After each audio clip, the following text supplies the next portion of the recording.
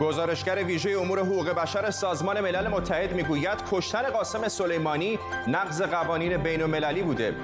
مرگبارترین روز کرونا در ایران، بالای 200 کشته، بیشتر از هر روز دیگری از زمان شروع اپیدمی. و جنگ نرم چین و آمریکا پای تیک تاک را هم وسط کشید. آمریکا به دنبال اعمال محدودیت روی شبکه اجتماعی محبوب نوجوانان. به تیتر اول خوش آمدید.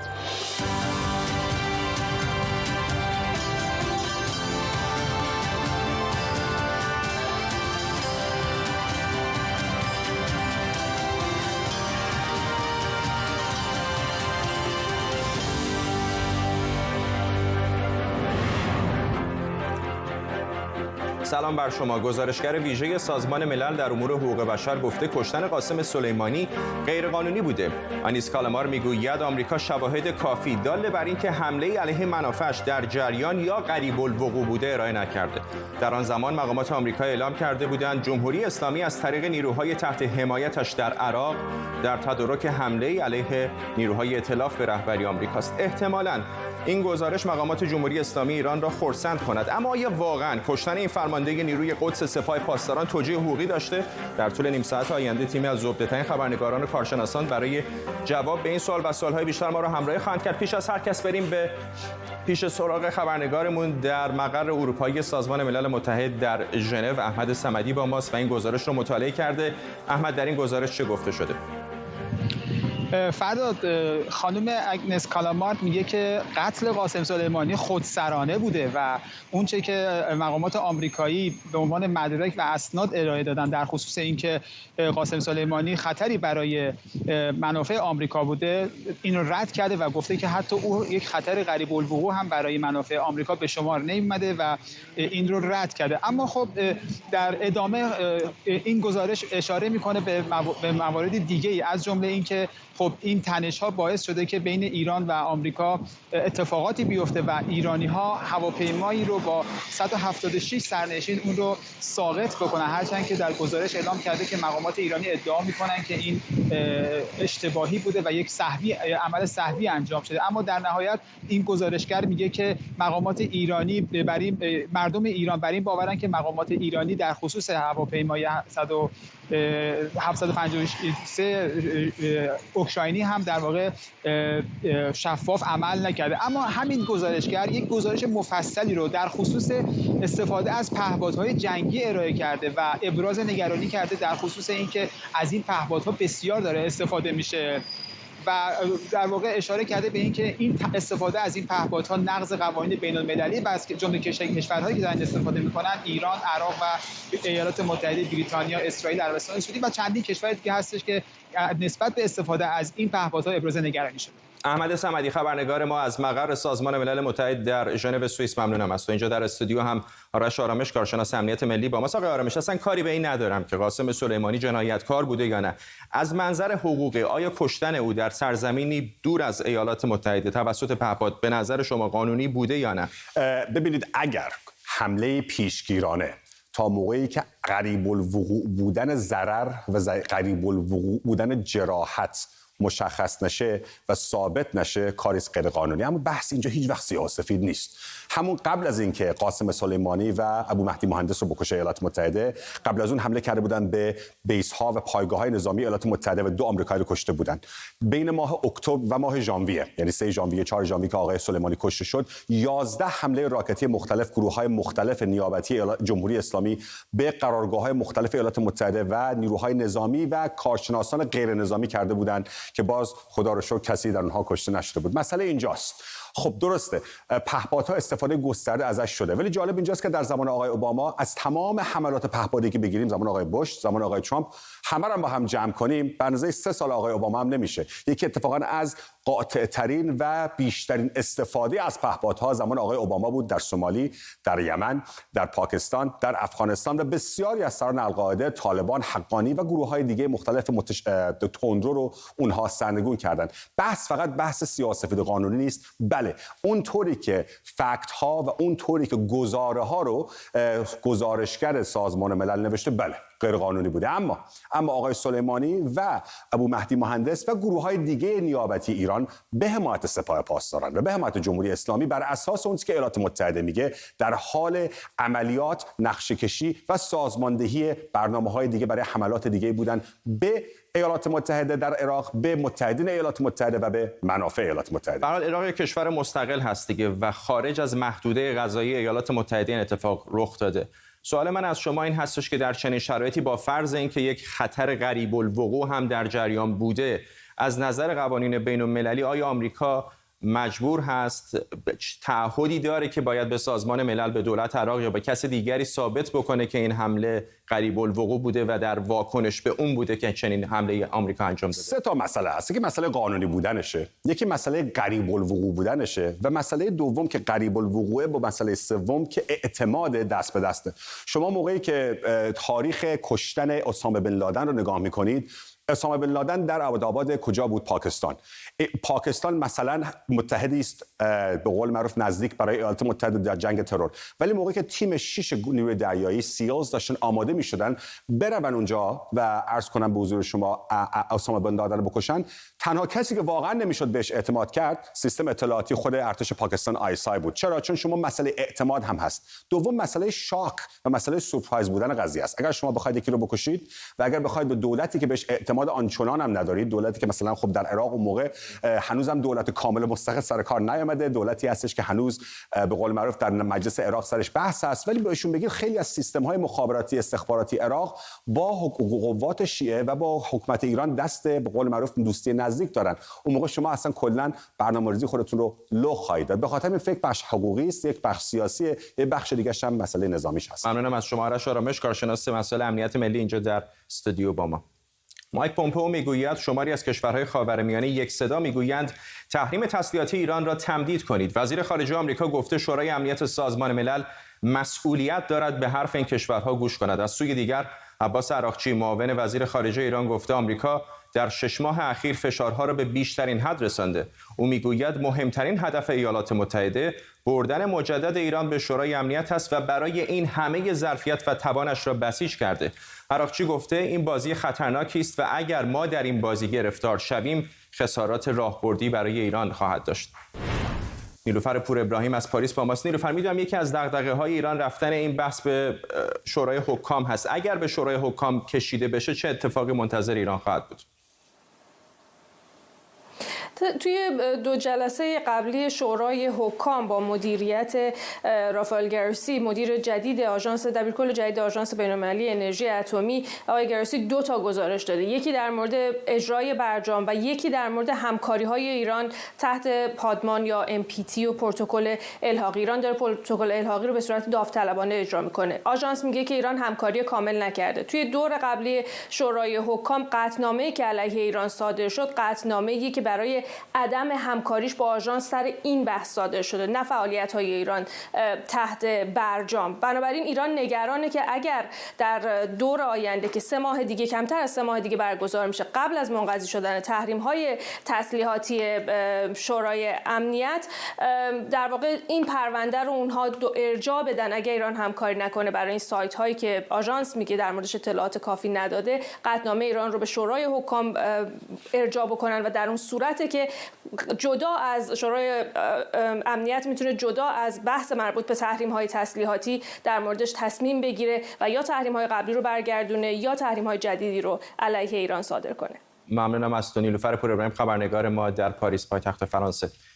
حتما در خبرها شنیدید که به تازگی محمد جواد ظریف هم به اتحادیه اروپا شکایتنامه‌ای نوشته و گفته کشورهای اروپایی به تعهداتشان پایبند نبوده‌اند. این نامه طبق بند 36 برجام فرستاده شده. امشب برجام را زیر ذره‌بین میبریم تا ببینیم مکانیزم ماشه، مکانیزم حل اختلاف و بندهای مرتبط با آن چگونه کار می‌کنند.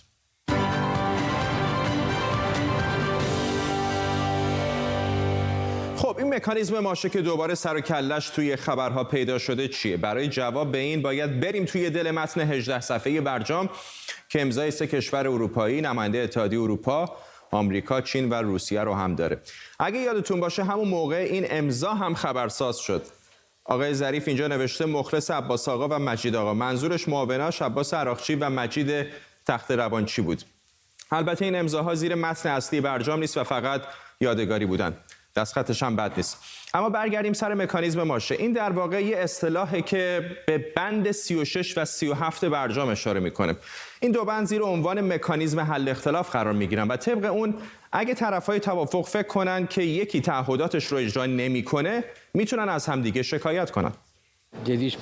مکانیزم حل اختلاف نیازمند تلاشی وافر به همراه حسن نیت از سوی همه اعضاست و در سایه افزایش خطرناک تنش‌ها در خاورمیانه از همیشه مهمتر است.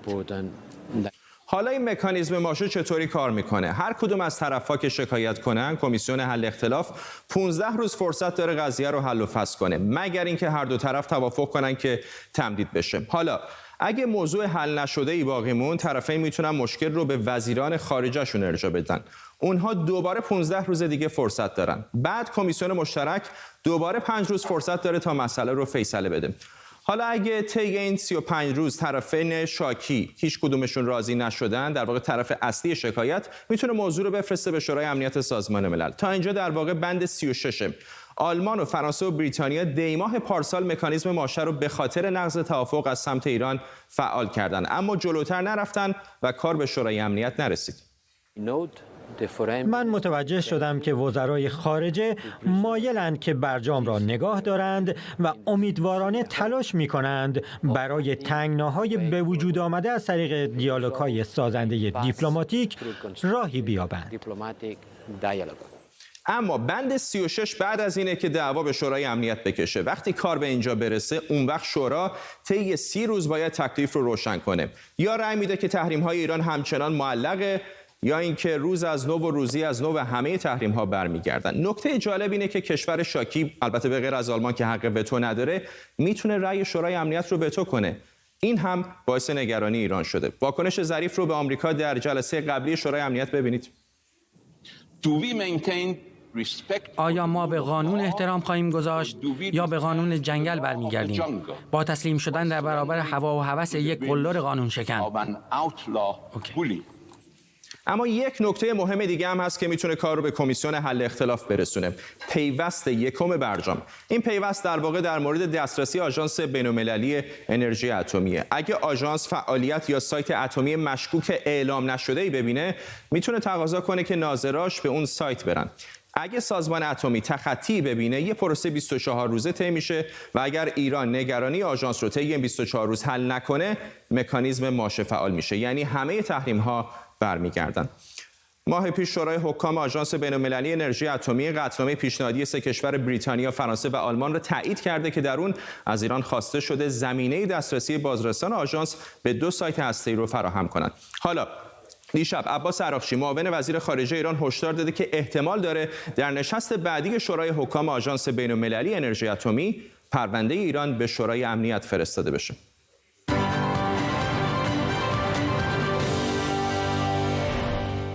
پیش از برنامه از مارک فیتزپاتریک کارشناس اتمی پرسیدم که اگر شکایت ایران تا شورای امنیت سازمان ملل هم برود، در بهترین و بدترین حالت چه نتایجی در انتظار ایران است؟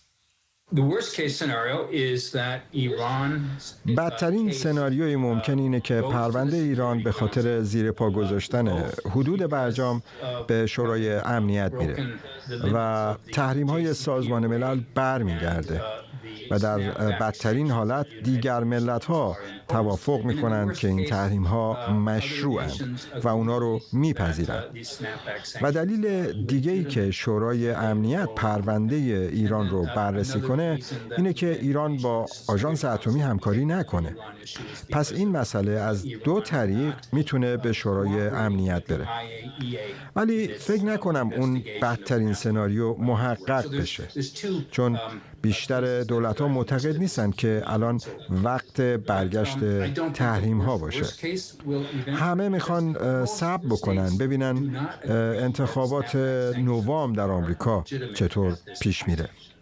بهترین حالت اینه که بعد از انتخابات آمریکا رئیس جمهور جدیدی به قدرت برسه که بخواد به برجام برگرده و اون رو بهبود ببخشه و ما به فضای همکاری با ایران برگردیم. آویگدور لیبرمن وزیر دفاع پیشین اسرائیل گفته مقام اطلاعاتی خاورمیانه که روزنامه نیویورک تایمز پیشتر از قول او گفته بود انفجار در نتنز کار اسرائیل بوده، رئیس موساد یوسی کوهن است. نیویورک تایمز از قول این مقام نوشته بود که اسرائیل در دیگر حوادث روزهای اخیر ایران نقشی نداشته. بابک اسحاقی خبرنگار ما از تل آویو با ماست. بابک، این بحث نتنز همچنان در اسرائیل داغ است. آقای لیبرمن دقیقاً چه گفته؟ بله، انفجار در نتنز و نقش اسرائیل در این انفجار امروز هم از خبرهای داغ اسرائیل بود و حتی باعث گونه این نبردهای سیاسی در داخل اسرائیل هم شد. این آقای آویگدور لیبرمن رهبر حزب اسرائیل خانه ماست و وزیر دفاع پیشین اسرائیل و یکی از مخالفان سرسخت آقای نتانیاهو تلویحاً گفتش و افشا کرد که اون مقام اطلاعاتی خاورمیانه که روزنامه نیویورک تایمز پیشتر از قول او گفته بود که انفجار در نتنز کار اسرائیل کسی نیست جز رئیس موساد، سازمان اطلاعات و امنیت اسرائیل یوسی کوهن. نیویورک تایمز از قول این مقام نوشته بود که جز مسئله نتنز دیگر حوادث روزهای اخیر اسرائیل در اون نقشی نداشت. آقای لیبرمن آقای یوسی کوهن بنیامین نتانیاهو و همچنین دولت اسرائیل را متهم کرد که به خاطر به دست آوردن اعتبار سیاسی در داخل اسرائیل دارن اسرار اسرائیل را فاش میکنن. همچنین یک مقام دیگه ارشد سیاسی در اسرائیل به مقامات اطلاعاتی در کشور هشدار داد که بهتره که دهان خودشون را ببندن و از افشای اسرار مهم نظامی که برای نهادهای بین المللی دارن میگن خودداری کنن، زیرا امنیت کشور داره به خطر میفته. و باید بگم که موج انفجار در نتنز هنوز در اسرائیل ادامه داره و ادامه نیز خواهد داشت. بابک اسحاقی خبرنگار ما در تل آویو اسرائیل، ممنونم از تو. مرگبارترین روز از آغاز اعلام رسمی شیوع کرونا در ایران با 200 جان باخته. وزارت بهداشت ایران میگوید 20 استان کشور در وضعیت قرمز و بحرانی هستند. شمار جان باختگان بیماری کووید 19 به 12,000 نفر نزدیک شده.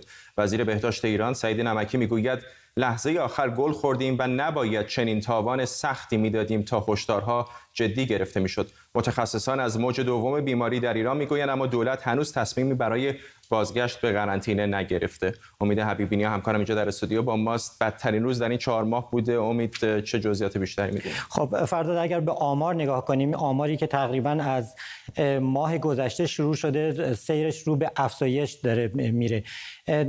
صحبت‌های امروز سعید نمکی وزیر بهداشت علیرغم تکذیب‌های قبلی که شده بود نشانگر این هستش که موج دوم کرونا در ایران آغاز شده و ایران اولین کشوری هستش که موج دوم کرونا با این شدت و با این حدت داره ادامه پیدا میکنه و روند افزایش مبتلایان و همچنین آمار مرگ و میر روش داره افزایش پیدا میکنه. اینجا نباید از یاد ببریم که همین چند روز پیش روی دیوارم داریم میبینیم که اوجش کجا بوده. یه جا بین اسفند و فروردین بوده و الان دوباره رفته بالا. دقیقاً الان 17 تیر رسیده به اوجش و اینجا نباید از یاد ببریم که یک عضو کمیسیون بهداشت مجلس گفته که ما در برخی از روزها 300 کشته داشتیم و همین چند روز پیش هم در واقع مرکز پژوهش‌های مجلس شورای اسلامی گفته بود که آمار واقعی جانباختگان 2 برابر هست. همچنین ما داریم همین لحظاتی که داریم صحبت می‌کنیم در رسانه‌های اجتماعی خیلی از پرستاران و پزشکان علیرغم تهدیداتی که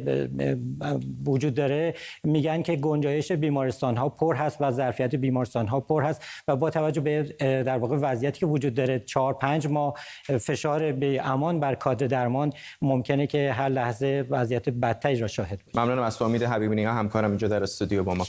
شبکه اجتماعی تیک تاک در واکنش به اجرای قوانین امنیت ملی خدمات خود را در هنگ کنگ متوقف می‌کند. پیشتر شرکت‌های گوگل، فیسبوک، توییتر و تلگرام هم اعلام کرده بودند همکاریشان را با پلیس هنگ کنگ متوقف می‌کنند. قوانین امنیت ملی به دولت مرکزی در چین این قدرت را می‌دهد که برای مقابله با این اعتراضات در هنگ کنگ مستقیما وارد عمل شود. اگر شما هم مثل من بالای 15 سال سن دارید و از خودتون می‌پرسید تیک تاک یعنی چی، کافیه بدونید تیک تاک اومده که تاج اینستاگرام رو بدزده و با امکانات صداگذاری و تدوین قدرتمندش به محبوب‌ترین اپ ویدئویی اجتماعی تبدیل بشه با ویدئوهایی مثل این.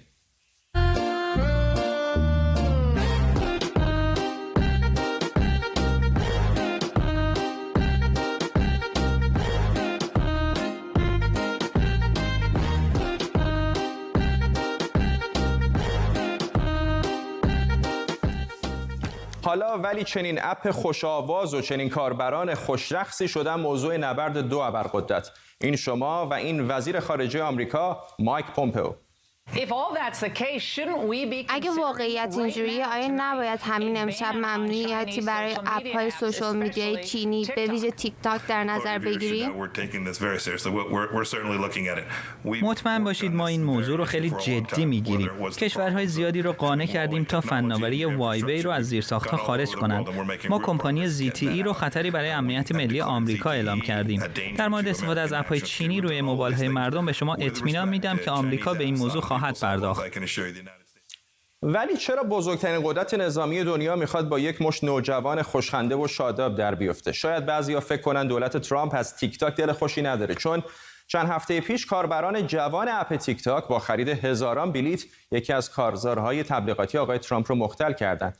تیم رئیس جمهوری آمریکا رو سر کار گذاشتن. کارزار انتخاباتی ترامپ اعلام کرد بیش از 1 میلیون بلیت فروخته، ولی در نهایت 6200 نفر در مراسم حاضر شدن. ولی حقیقتش اینه که دولت آمریکا احتمالاً نگرانی‌های بزرگتری هم داره. پارسال تیک تاک دومین اپ در دنیا از نظر تعداد دانلودهای جدید در تلفن‌های هم اندروید و هم اپل بود، یعنی بالاتر از فیسبوک و اینستاگرام و یوتیوب.